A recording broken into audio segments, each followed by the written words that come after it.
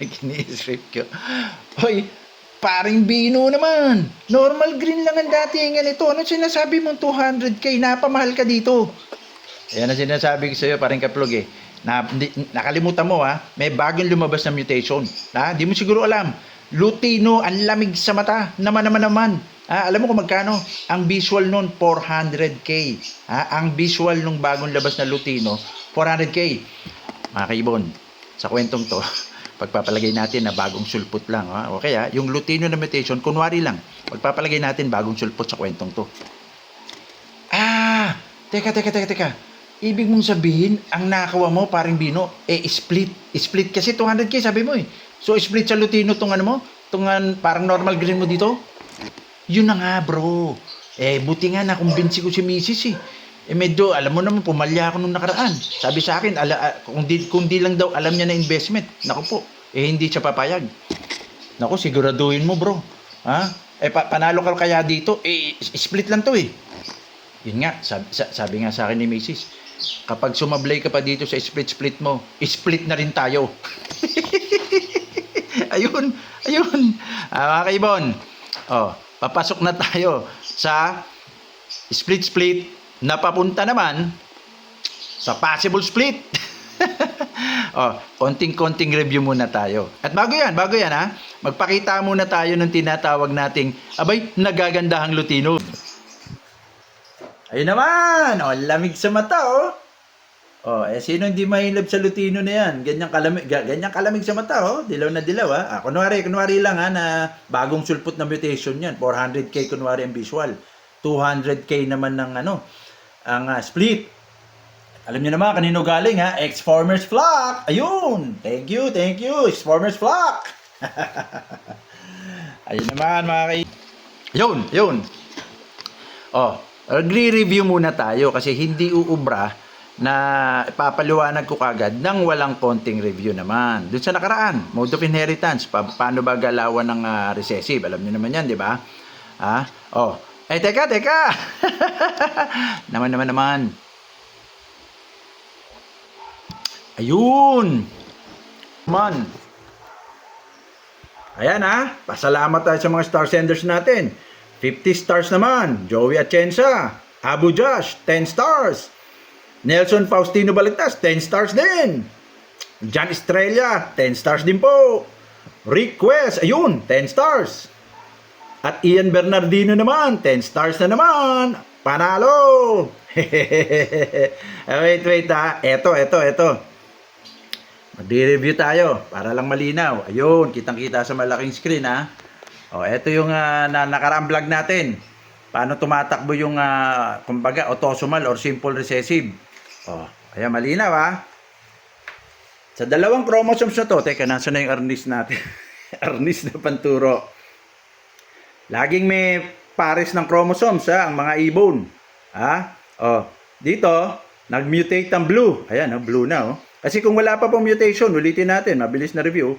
Etong mga beads na to, kung kumbaga mga genes, puro green lang, 'di ba? Kasi ang wild type form natin is green, 'di ba? Wild type form. Kaya puro green. Pero pag nag-mutate, nag-iiba kulay. So may blue. Pero isang chromosomes lang, malinaw ang nag-mutate.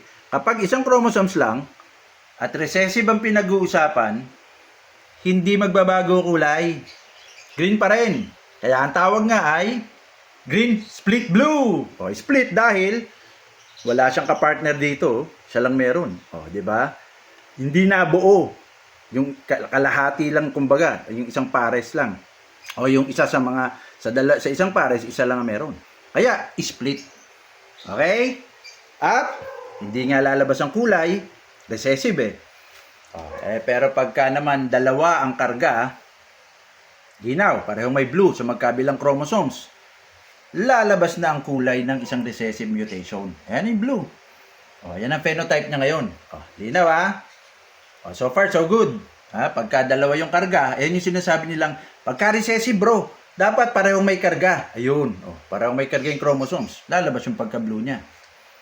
Okay, malinaw. Ngayon, ang tanong. Anong mga parisan? Ayan na. Anong mga parisan na lalabas ngayon ang pinag-uusapan nating possible split. At, teka lang, lilinawin natin. Nung nakaraan, paulit-ulit ako. Paulitin ko na naman ngayon. Nagkakapalitan. Ayun, doon tayo magkakatalo. Nagkakapalitan ng chromosomes. Pagka sa stage, meiosis stage o meiosis stage ang tawag doon. O sa proseso yun ng pagtatalik papunta sa pangingitlog. Doon nangyayari yung stage na to. Yung chromosomes ng babae at lalaki, di ba, isang pares sa lalaki, isang pares sa babae. Nagkakapalitan po iyon. Nagkakapalit-palit sila ng chromosomes. Kaya inuulit-ulit ko to eh.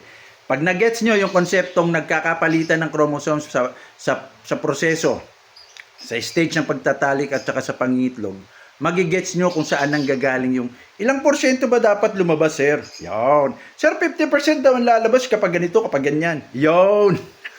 Okay na, eto na. Isa-isayin na natin to, ha?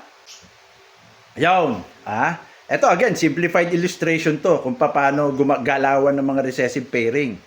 Okay. O kanina, 'di ba? Ano sinabi natin? Kunwari yung ino, bagong sulpot na mutation, kunwari lang, ha? Teka. Asan yung pagturo natin? Ayun. Okay. Yung babae, female, green split ino kasi ayan, nag-mutate na sa kanya, dilaw na. Ayan, dilaw. Yung kabilang chromosomes, puro green pa yung genes. Kaya naman, split siya. Kaya ayan, green split ino. Ayan yung yellow. Kumbaga, nire-represent niya yung Lutino gene or Ino gene. Ayan, ha. Pero again, sa ano nga natin, sa pag-aaral natin, pagka split lang sa recessive, green pa rin ang kulay. Okay, malinaw, di ba? Lahat naman, halos alam na yan ngayon. Okay. Ngayon, dahil nga may kamahalan tong bagong sulpot na ino mutation, ha, doon sa kwento natin, pinagpapalagay natin, nasa 400,000 ng visual. Ha? So ngayon, si Paring Bino, kumuha lang ng isa. Aba, 200k itong green split ino, ha, 200,000. Wala siyang choice kung hindi, ipares lang sa normal green na lalaki. Ayun. Kaya Dean Fisher nga pala to, kasi matagal-tagal na rin to, ha. Ayan, nung ginawa ko, August 2, 2022 pa. Sabi ko sa inyo, kung nabalikan nyo, nabasa nyo na to. Ayun. Dun sa, kumbaga sa normal green, masabi na natin pure green. Kasi walang karga. Nakakuha siya. Pero at that time, medyo, kumbaga, mura. Parang, kumbaga, katropa niya eh. Sige, bibigay ko muna sa ito. Parang, kumbaga, magkakatropa naman tayo. Mura lang ang ibibigay ko sa iyo. So, nakatipid siya. 200,000 dito, split ino, bagong mutation kunwari eh. Dito wala, pure green. Yan ang ating parisan. Okay, eto na po mga kabayan, mga kaibong. Nagkakapalitan po. Ayan basahin muna natin to. Ang mahalaga, the thing to learn here is that there are four combinations of chromosomes. Pag nagkapalitan po, pag nagkakapalitan yung mga chromosomes na yan, 4 po ang combination. Palitan yung lalaki at babae sa tatay nanay eh. Anong mga combination yan?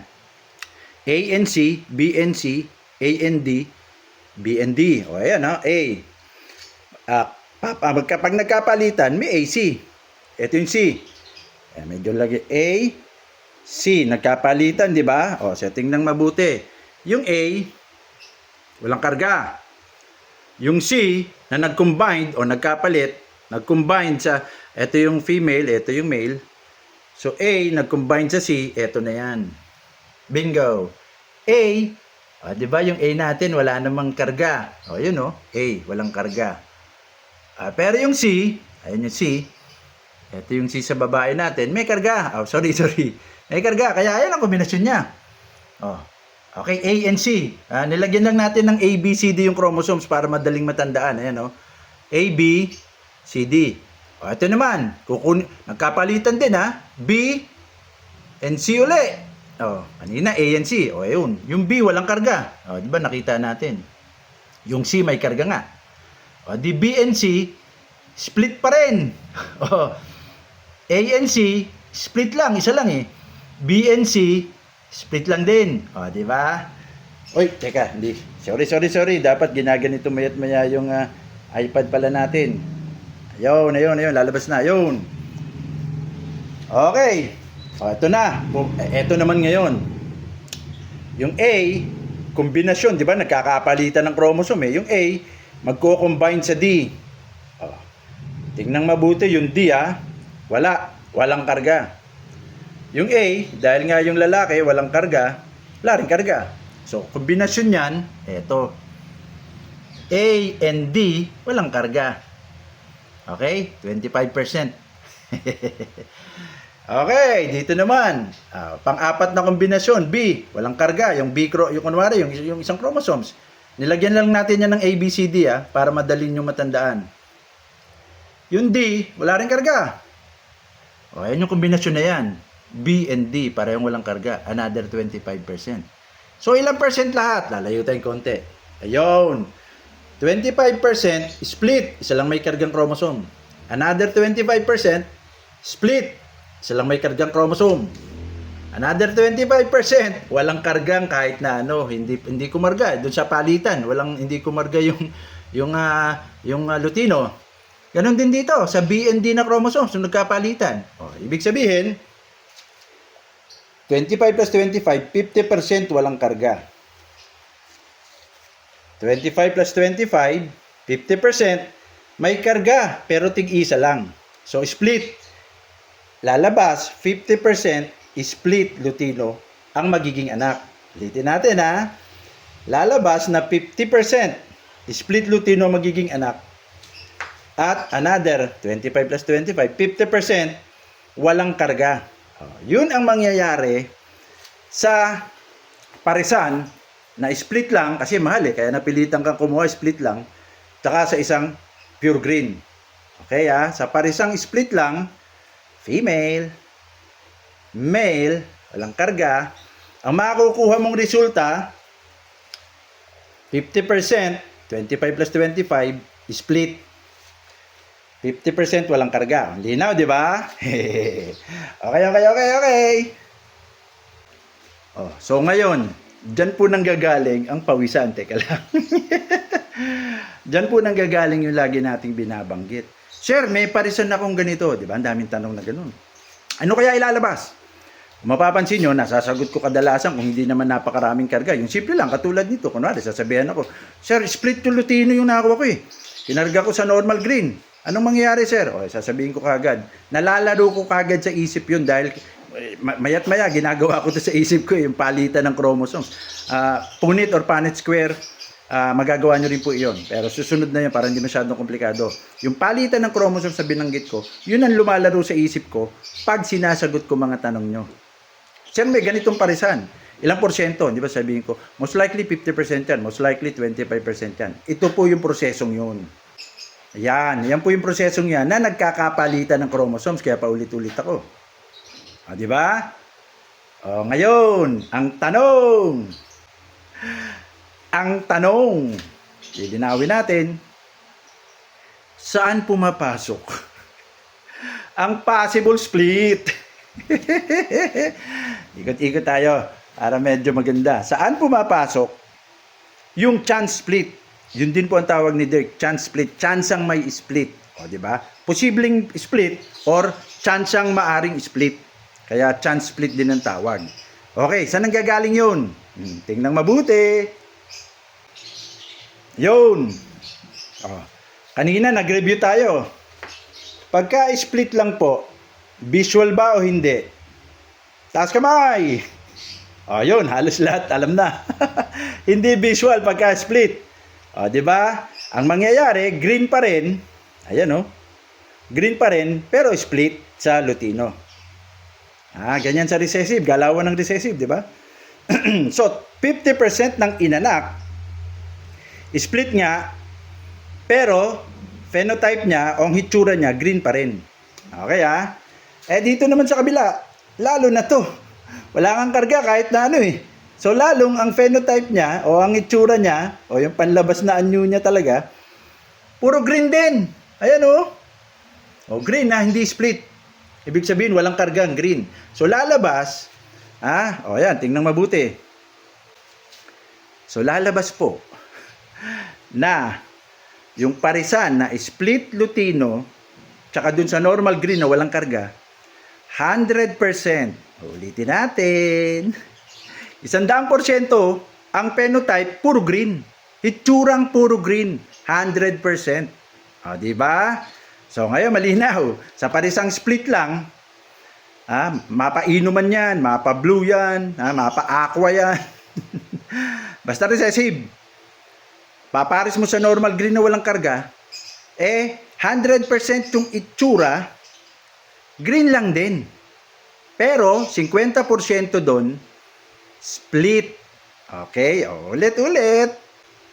Ayan, 50%, 25 plus 25, split. 50%, 25 plus 25, walang karga. Okay, pero tandaan, ang itsura, puro green. Pagpapalagay nga natin, apat yung naging anak. O, sana papasok ang possible split dyan. O, ayun. Alam nyo na. Gets nyo na. Saan ang possible split dyan?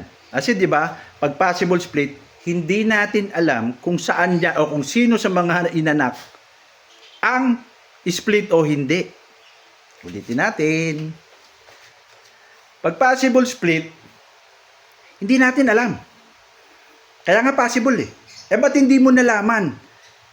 Pwede nyo akong tanungin, sir, wala bang pwedeng malaman dyan kung ano dyan may split? Wala po eh. Pare-parehong green.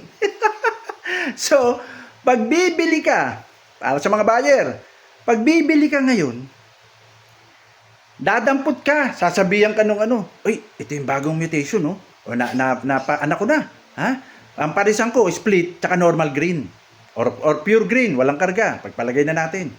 O ay naglabas ako ng 4 na anak. Ha? Puro green. Interesado ka ba? Tumingin ka na. O sige sir, interesado ako. Pati nga ng inanak. Ayun, titignan niya inanak.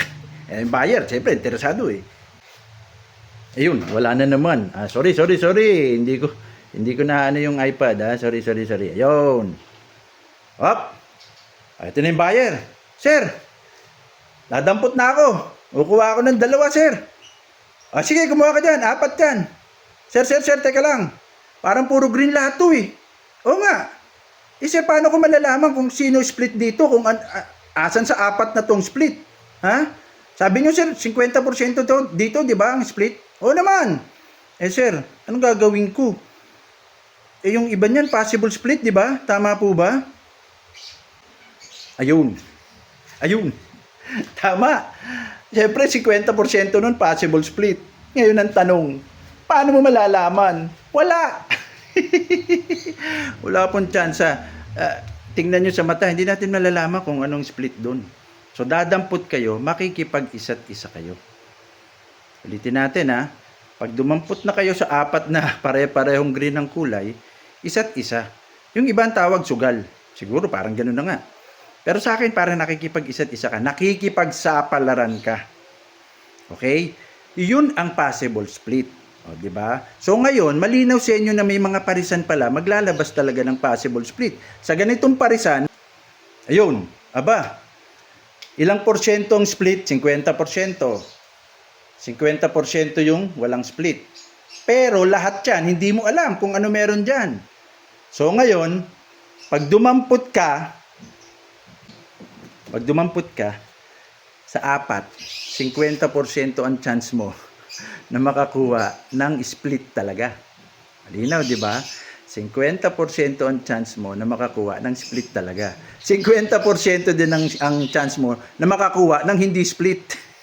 Kaya kung tutuusin, ulitin natin kung tutuusin lahat, kung tutuusin, lahat ng inanak na puro green, sasabihin sa'yo, hindi ko alam parang posible lahat yan split, posible rin, kumbaga 50% lang dyan ang split. Ayun, yung kabila naman, yung 50%, possible split. Pero, isa't isa ka, dadampot ka. Okay? So, as a buyer, ayun, wala kang choice. Talagang dadampot ka dun. Makikipag-isa't isa ka. May mga possible split lang. Kung tutusin, parang iisipin mo na yung 4 na yon, may posibilidad na, hindi ko masabing possible split lahat dahil statistically, 50% o 2 dun sa 4 na inanak, split talaga. Dalawa, walang karga. O yun nga lang, makikipagsapalaran ka. Iyon ang dapat naiintindihan ng mga buyer at ng seller para hindi nagkakaroon ng hindi pagkakaunawaan. Dito natin ha, alam nyo naman yan, siguro kulang-kulang isang dekada na o mahigit pa. Nagkakaroon ng medyo konting away at medyo lumalala pa yung iba. Dahil ano ba naman, sabi mo sa akin, most likely split to. Ayun pala, possible split lang. O, di ba ganun? Maraming ganung klase, iba-ibang klaseng kwento. Pero kung alam nyo po ito, alam ng seller, alam ng buyer yung mga ganitong kaalaman, wala pong sisihan. Malinaw, sasabihin sa inyo nung seller, sasabihin ng seller, sir, malinaw kung kabisado nyo yung napanood nyo naman yung vlog, di ba, nung Lovebirds and Color Genetics. Nagkakapalitan ng chromosomes. So malinaw, sa 4 na pamimilian nyo, yan, sa 4 na inanak, 2 dyan ang split, 2 ang walang karga. So kayo na po mamili, alam nyo naman, yan ang kalakaran, ng galawan ng genetics O yun, di ba, nagkasundo. O pag dumampot si buyer, alam niya yung sitwasyon. Nung nagbenta si seller, binanggit niya yung tamang impormasyon. O, di ba? Medyo mahaba na. Ngayon, puputulin natin ng konti dito para naman sa sunod, may isa pa tayong parisan. Okay, pag-aralan po na mabuti dito yung part 2 natin ng possible split o chance split, may isa pang parisan. Kayo ang huhusga kung ano naman ang mas papabor sa inyo. Medyo mahaba na, iputulin lang natin sandali. Antabayanan kagad ang part 2. Hasta la vista with my Arnis Pangturo. Pointer ko Arnis. Salamat po!